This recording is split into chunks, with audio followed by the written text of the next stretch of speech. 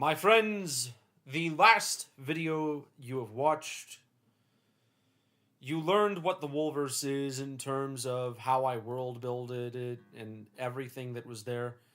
That was the Wolverse that was friendly to those who do not pass the gate. It's not really exciting, right? Sure, there's a Wolcadian cover of Hey Sokoli you can find, but now that you pass the gate, you're still not ready for the full recitation. Even though you know the Nokans, for example, the Nokan of Kings.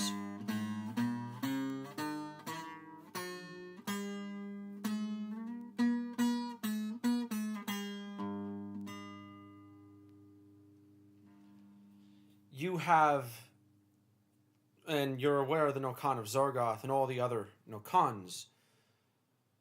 The most important part,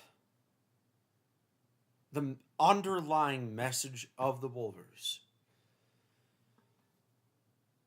you have agreed to. And the rest of the work before we get to the final true crossing into actual recitation begins now.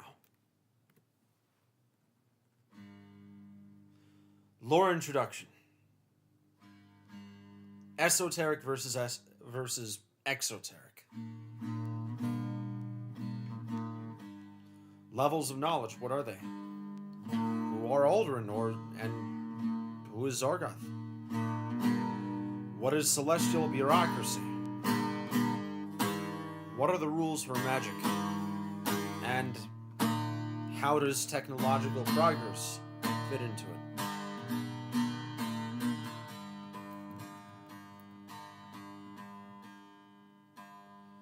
Two layers of the Wolverse. The Wolverse has an exoteric and an esoteric layer. The exoteric layer is for all my fellow history buffs out there. It is the world as most people think of it historically, as if it really happened in the eyes of your average history buff. There's no fantasy, magic, there's no anything. The esoteric tells the truth. Mythological empires in the far future and past. Secret societies fighting each other, etc. Now, the exoteric, alright, for an allegory, for a metaphor, some type of comparison anyways, it is like this. Let us say that I drive to the store to buy my wife a glazed donut. Well, I'm not married, and I don't see well enough to drive, but okay, Donald Trump goes to the store or something, like whoever. It's just an analogy. Now, if I drive to the store to buy my wife a glazed donut, the car I use to drive to the store and the recipe for the glazed donut at the store, that is the exoteric. But the fact that my wife really loves glazed donuts and that's her favorite flavor and that I decided to go there is the esoteric. Without the exoteric, I'd have to walk to the store. Without that car, I'd have to walk to the store. Without the specific recipe for the glazed donut, they may have to use a different recipe that's maybe worse in quality. Maybe they have to ship their icing from somewhere else, but the core fact of the story remains. I buy my wife a glazed donut because she loves it. Without the why, without the me going to the store to buy her a glazed donut, the story doesn't exist. 90%, way over 90% of what I tell you will be exoteric. It will have nothing to do with a spiritual conflict. You may very well believe that magic doesn't exist, like the average citizen of the Wolverse. Guess what? That is kind of why it's really important to spend your time focusing on the esoteric elements, the hidden works of magic behind the actions of the heroes. And you'll learn about them subtly, or not so subtly. But even though they will be mentioned less, they're more important. Now, in the Wolverse, magic is hidden. You probably wouldn't know about it. For the average person in the Wolverse, it's basically living on Earth. Magical elements are found in hidden temples, alleyways, and back rooms, but they still affect you. You'd probably live in Nigeria, the Netherlands, or Mexico, not Wolcadia. And even most Wolcadians think they're in a strictly political world, not a spiritual one. This does not change the fact that magic will still affect your daily life. The past of the Wolverse is truly a fantasy adventure, beginning with the world's creation and ending with a true kingdom in Wolcadia. The esoteric is always present, whether in the form of miracles, prophecies, or glorious fire-breathing dragons. The enemies are either honor-bound or clear, unsympathetic villains. But eventually, the magic fades away, and its defense lies within our hearts. Starting with a golden age for the people's kingdom of Wolcadia. And keep in mind, in regards to the past declines slowly. The decline of the past, the present, it is over centuries. And finally, when we get to the present, we start with a golden age for the people's kingdom of Wolcadia, built by its heroes, but the decline is long.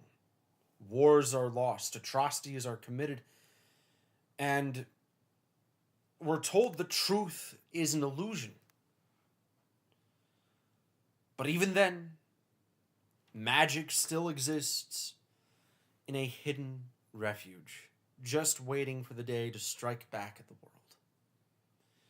Eventually, Wolcadia regains its prominence and prepares a new world. Following, and of course, the present itself declines that way. And there's a much shorter decline to the future. Following Wolcadia's victory against the European Union, Vilkism is the standard ideology of the world. But that doesn't mean that Wolcadia is safe. Political wars slowly give way to religious wars, but the material they use is not based on Earth. Space fleets, noble and proud, are still without true faster-than-light drives, locking everyone in the solar system. This will create and destroy utopia. Now, what does any of that mean? Wait to find out. Now,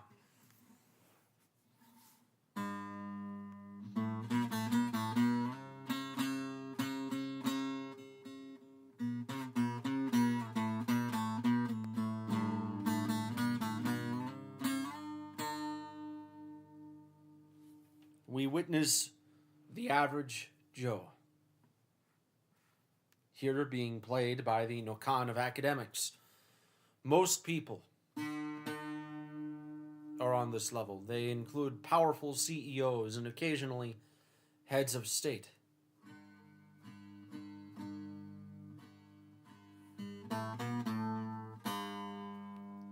To them, history is driven by economics, resource competition, great leaders, and ideological conflict, and nations are the primary actors on the world stage.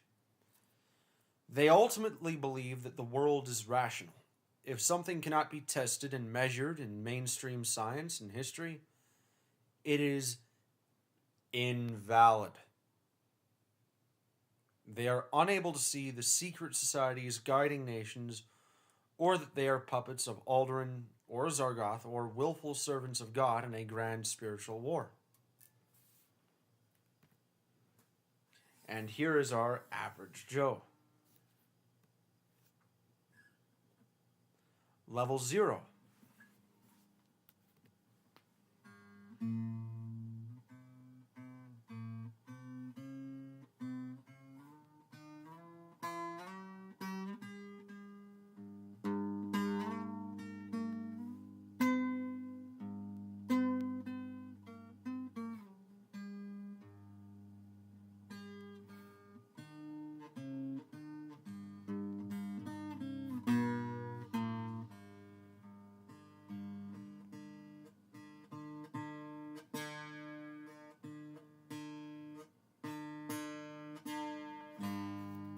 Played in the Nokans of Zargoth and Alderaan, we witness Level 0, Midwit Soyjak. They either believe in no absolutes, Zargoth, or that absolute truth is defined by a known external human authority, Alderaan. That doesn't mean they're dumb. They're usually very intelligent, and they often incorporate nuance. But the key problem of Level 0 is that they reject any type of internal observation. Now, just because you're a leftist, Democrat, or Catholic traditionalist doesn't mean you're on Level 0. Only those who reject the search for truth entirely fit the bill.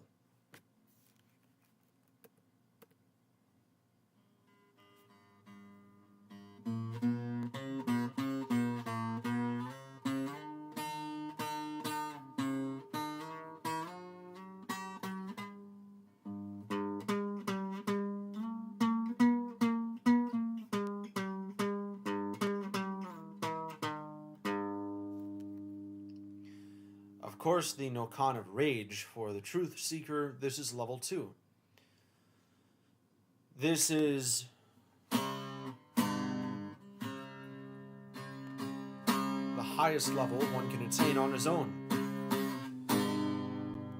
And one attains this level by looking at who funds politicians, reading what they say, and taking their word for it without the rose-tinted goggles that these politicians use and the people who fund them use.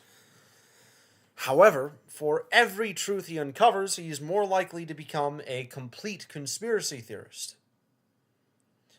This is how we get people like Alex Jones in this world. Level 2 is still unable to witness the exoteric world, even if he may or may not believe in it. Now, for Level 3. It is very solemn. And that is the nature of its responsibility.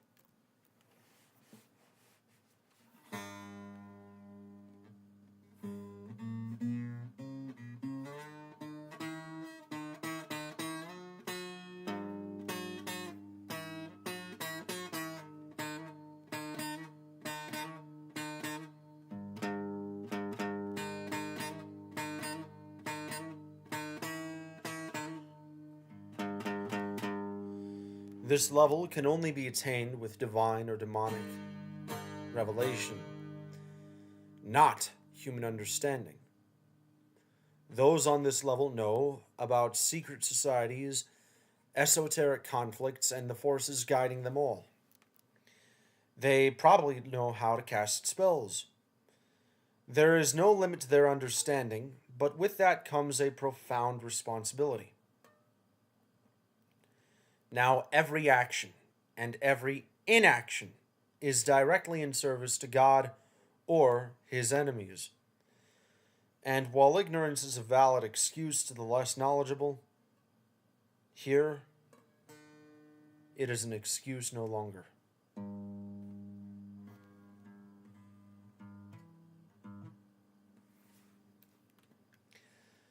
Now, here are examples of each level. Level 1 Average Joe. Wolcadia is a unique and powerful nation. Level 0, Wolcadia must reform into a democracy. Level 2, Operation George Washington is real and it's after the people's kingdom. And level 3, Operation George Washington is a puppet of Alderaan and Zargoth. But, who is Alderaan? Who is Zargoth? You do not know. We now enter the ultimate spiritual conflict. God versus two demons.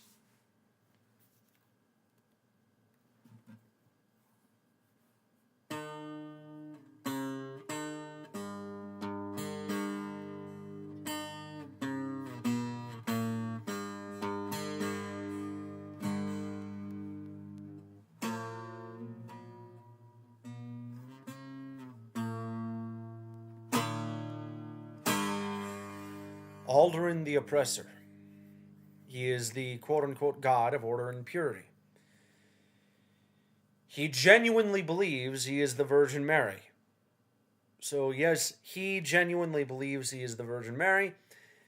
Yep, the Wolverse now has its first transgender character.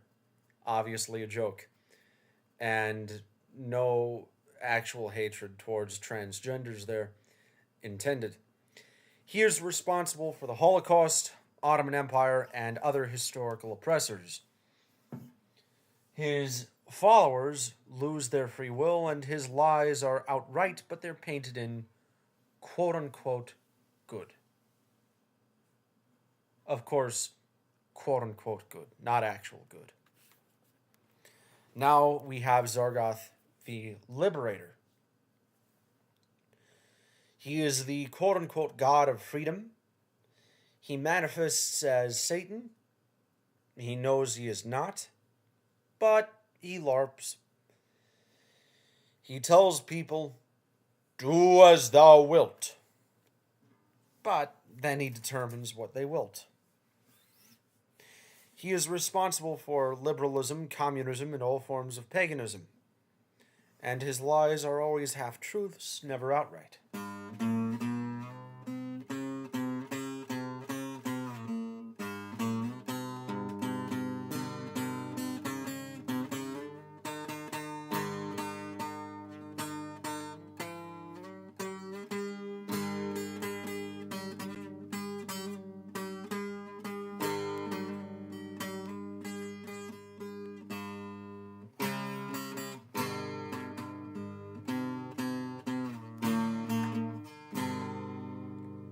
That is the energy of Zargoth.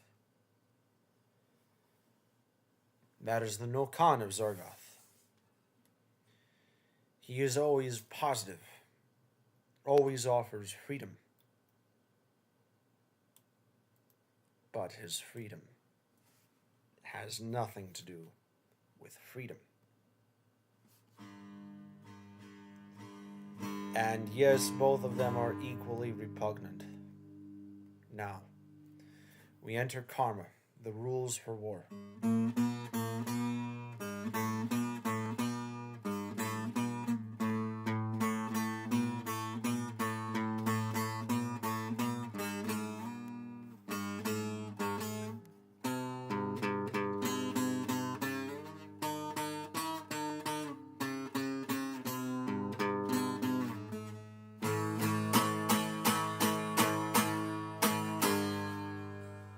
Karma, the rules of war.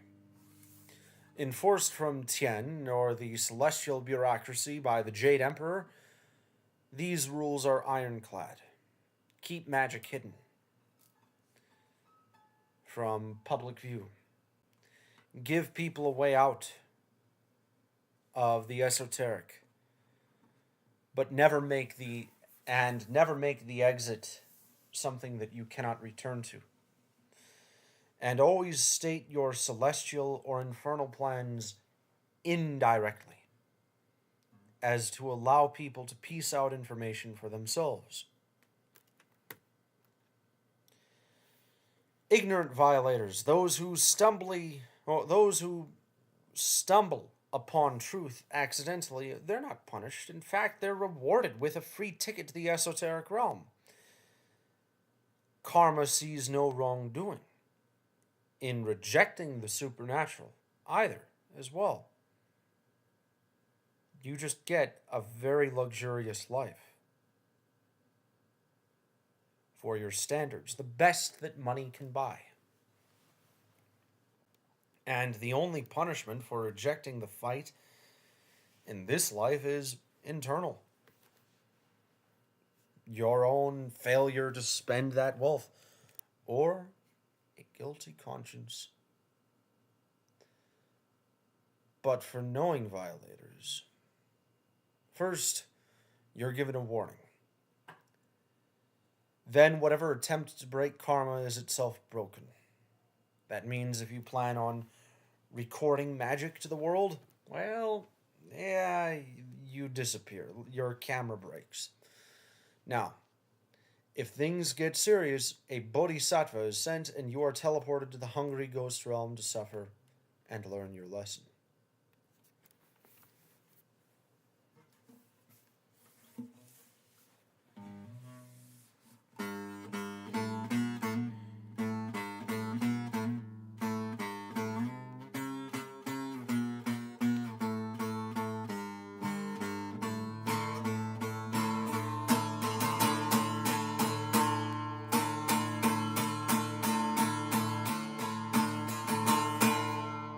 That is how the hungry ghost realm looks and feels like.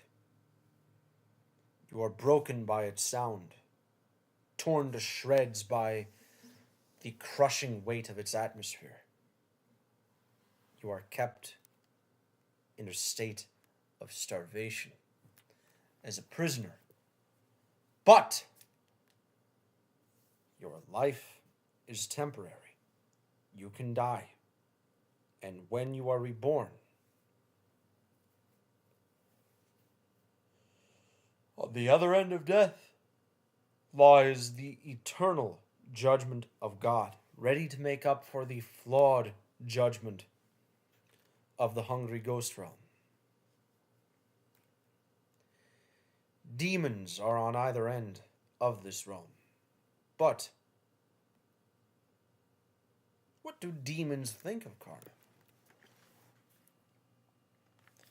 They actually like it, because it's a fair set of rules to live by. And they happily abide by all these rules. This is because karma itself is unjust. A saint who nobly breaks them will be punished harder than a literal demon who follows these rules to the letter. In fact, these demons consider the holy acts of God, the prophets and heroes who have worshipped him beyond all, to be literal war crimes. But they're missing the point.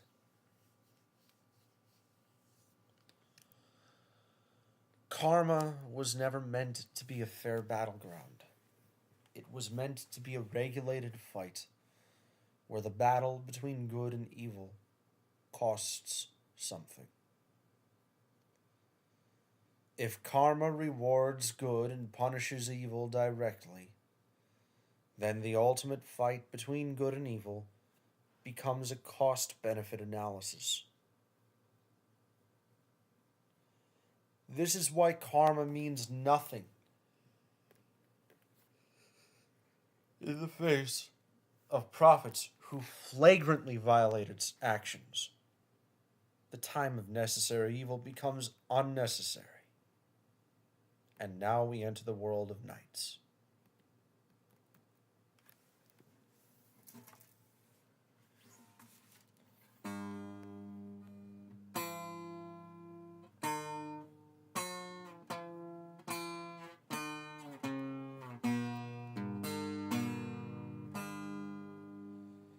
The process is always the same. First, you go to a magic school that seems like Hogwarts. It's a religious monastery, but you still get to fly on a broom and act like it's Hogwarts. You pray for magical abilities. You dutifully meditate and receive them. You then learn the rules for magic, what counts as good and evil magic. But eventually, you become unable to learn new spells. Then your current spells begin to fail. And after that, you'll become completely unable to cast any spell at all. You'll be told that you need to move on from magic and depart to a monastery so you may find a different life and find a different calling. Now, the law of diminishing returns keeps souls humbled and focused on the spiritual world. It is a reminder that esoteric experiences are gifts from God, and the world itself depends on Him. It also allows temptations to give tangible power to those who prioritize ambition over love. Those who have succeeded the test and have properly dealt with the law of diminishing returns are truly initiated in the order of the Imperial Knights, where they spend their time praying to God and using magic only in the service of God. Every single member of the Knights knows that magic comes from God, not his own strength. And of course, we witness noble magic versus demonic magic.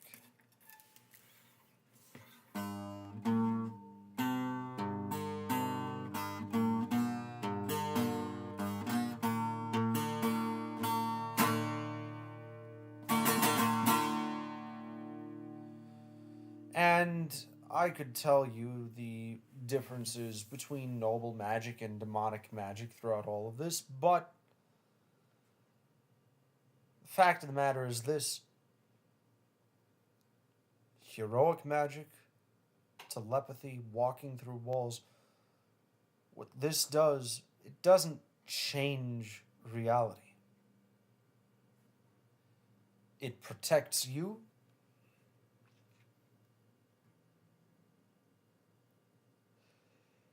It helps you better access reality.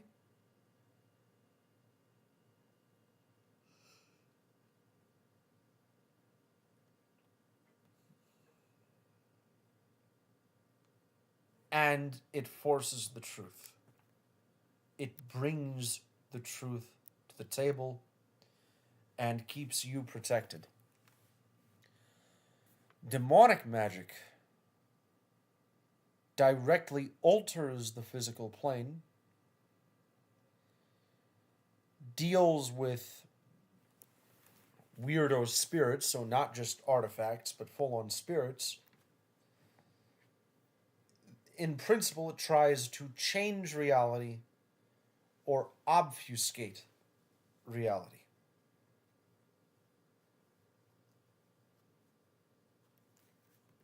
Now, advice for Wolverse magic. It's not a dilemma of, if I open this door, I can never go back. It's also not dangerous or hostile. But remember this general rule of thumb. Just because the occult isn't always evil doesn't mean you have a license to mess around with a Ouija board. Now, heroic magic is made and used by religious monks praying in random corners of the world. It manipulates not minds, but possibility, making successful outcomes and miracles much more possible. It can turn defeat into victory, but it cannot undo the scars of war or the effort needed to do so. And it definitely cannot be used in the service of evil. Magical artifacts are morally neutral. They can do plenty of things, each one is unique. They're often tied to certain nations, and most battles between secret societies are about finding, utilizing, or disabling these artifacts, and they're also the secret reason behind most technological progress. Post 1940. Now we have the Staff of Power. That is the most important magical artifact in the world. It can only be accessed by a mythical chosen one, who is a convert to Thorax faith in an existential war for survival. And it is literal bait, not date, for tyrants. Now, technological progress. Again, it's defined by magical artifacts disguised as scientific progress. No internet, no nuclear weapons, but battle mech, space tech, and advanced green tech. That is the general advance. As well as holograms, of course. The overall aesthetic is basically solar punk if it was invented by this guy, Charles Coulomb. Huge fan of him. He owns a Catholic monarchist podcast. Now, remember, this is the end of our first video, of our first major Wolverse thing. Proper recitations shall begin at a time known as not now. I don't know when. But until then. The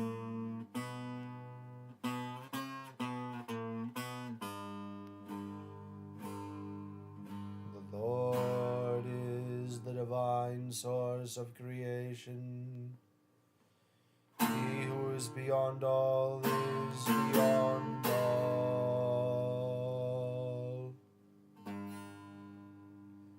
The honored, blessed, and great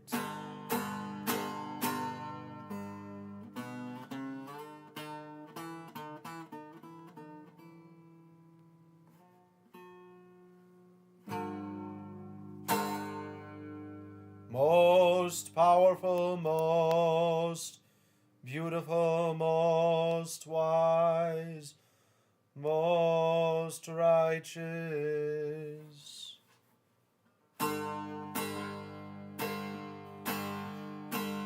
most loving, for he is love itself.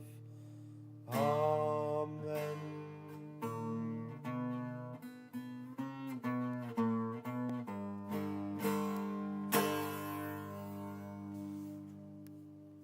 And there we have it.